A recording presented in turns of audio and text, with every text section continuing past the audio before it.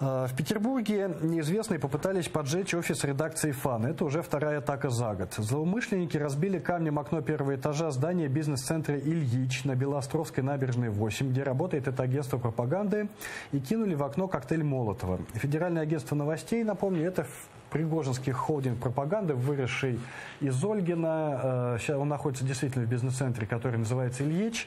На него время от времени совершаются вот такие вот попытки нападения.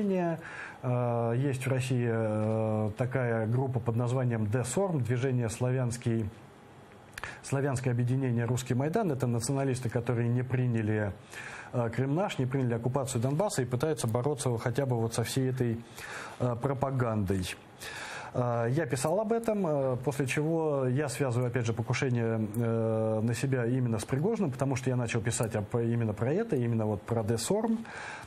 И вот я написал про этот случай, а также про то, что путинисты могли избить питерские бандеровцы из Русского Майдана. В центре Санкт-Петербурга совершено нападение на активиста прокремлевской политической организации. Судя по всему, в ролике, возможно, национально-освободительного движения депутата Евгения Федорова. Пострадавшего несколько раз ударили по лицу, не Евгения Федорова, а участника его движения, и опрыскали из баллончика. Подобными делами в городе занимаются поклонники Степана Бандеры из группировки «Славянское объединение Русский Майдан».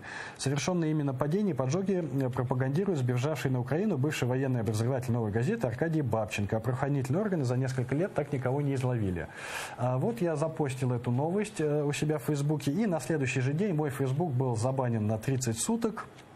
За совершенно левый, совершенно спокойный пост, который никаким образом вообще не нарушал правил сообщества.